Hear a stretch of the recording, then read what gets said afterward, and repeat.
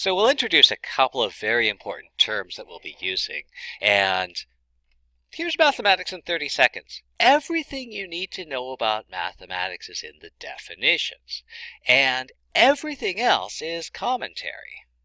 If you learn every definition in mathematics, then all of the rest of mathematics comes from those definitions. Now, pragmatically, it's actually easier if you know a little bit more than the definitions, but those are the essential starting points.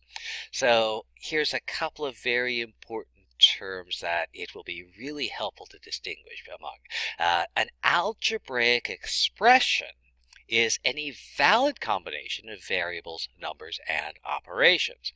For example, 3d plus 2x plus square root of y divided by 8 minus 2 to the power x is an expression. I have a bunch of algebraic variables here, d, x, y. I have some numbers, 3, 2, 8, and so on. I have operations, plus, square root, minus, divide, and so on. And so this is an algebraic expression. 3x plus square root is not an expression because it's not a valid combination of operations. This square root, I don't have the thing I'm taking the square root of. I don't have the radicand, and so this is not a valid operation. Now, when I supply a radicand, if I throw something in there, then I do end up with something that is an expression. So now I do have a valid combination of numbers, variables, and operations. Here's a very important thing. The equal symbol is not an operation. Things like plus or minus or square root, these all say do something with what we have. Plus, add these two things. Minus, subtract these two things. Square root, and so on. The equal symbol is not an operation. This is not a do something symbol. You are not supposed to do anything. When you see the equal symbol, it's used to say that two things are to be treated as being the same thing. So for example, 3x plus 5y, this is an algebraic expression. 12 is an algebraic expression. An expression can just be a single number. 3x plus 5y equals 12 is an equation. And it's identified that this expression, 3x plus 5y, should be treated as the same as identical to, as replaceable and completely interchangeable with the number 12. It is extremely helpful to be able to identify the type of expression that you have. And this is based on the operation. And this type is always going to be determined by the last operation that you'd perform if you were to actually evaluate the expression. So for example, let's take a look at something like this. X plus 5 minus 3. Order of operations says addition and subtraction are to be performed from left to right. So if I were to evaluate this, I would add 5, then subtract 3. The last thing I do is that subtraction, so I'd say that this expression is a difference, or you could call it a subtraction. This expression, 3 over 5 times x. Again, order of operations says division and multiplication have to be performed from left to right. This 3 over 5, well, that's actually a fraction, times x. And what's going on here? This is a product, so this expression is a product. On the other hand, consider the same expression you might remember from your rules of fraction. This 3 over 5x is the same as 3x over 5. And so this is 3 times x. The fraction bar is a grouping symbol. So this says do 3 times x first, figure out 5, divide the 2, and the last thing I do here is I divide, and so this expression is a quotient. How about this? Well, here's something with a multiplication, 3/5 x, an addition. Order of operations says multiplication goes first, so I take care of 3/5 times x first, and then I add, and the last thing I do is add, so this is a sum. Now, in the special case where I have a sum or a difference, the addends, or the things I'm subtracting, the minuends, are referred to as terms. So, for example, the expression 5x plus 7y, well, again, let's take a look at that. This is 5 times x. This is 7 times y. Order of operations says multiplication occurs before addition, so I figure out 5x first. I figure out 7y. I add. The last thing I do is add, so this is a sum. And the things that I'm adding, 5x and 7y, these are the things I'm adding. These are the addends. and these are the terms of this expression.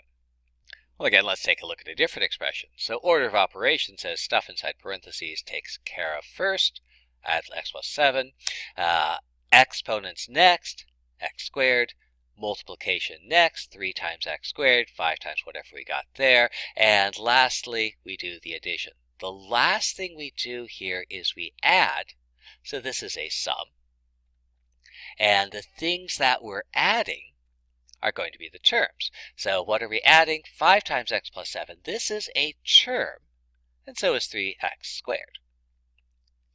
12 minus 3y, again, order of operations says 3 times y. That multiplication is done first, then we subtract. This is going to be a difference, a subtraction, and the things that we are working with, 12 and 3y, those are going to be the terms of that difference.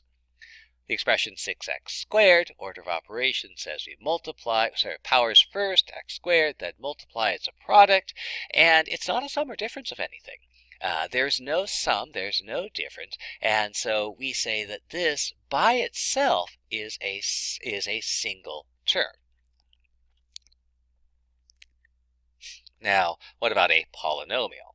So you may have been introduced to an entire menagerie of polynomials, monomials, binomials, trinomials, and so on and so forth, and they're really all just polynomials. And it's a sum which could consist of just one thing, but it's a sum of terms consisting of whole number powers of variables. And that's an important restriction, because what it means is that a polynomial, well, it's a sum, and the terms, because they consist of whole number powers of variables, are going to only involve multiplication.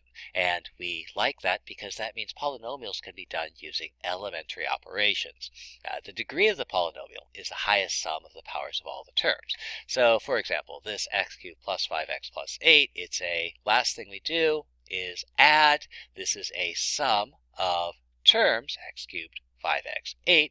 It's a polynomial because all of our powers, x cubed, x to the no exponent, so we can infer an x to the 1. Here there's no powers at all, and so our terms are all whole number powers. And the term with the highest degree is x cubed, so this is a third degree polynomial. Now here's again, I have a sum. Last thing I do is I add. I have my terms, and the variables are all raised to whole number powers, and the degree is going to be the highest sum of powers of the terms.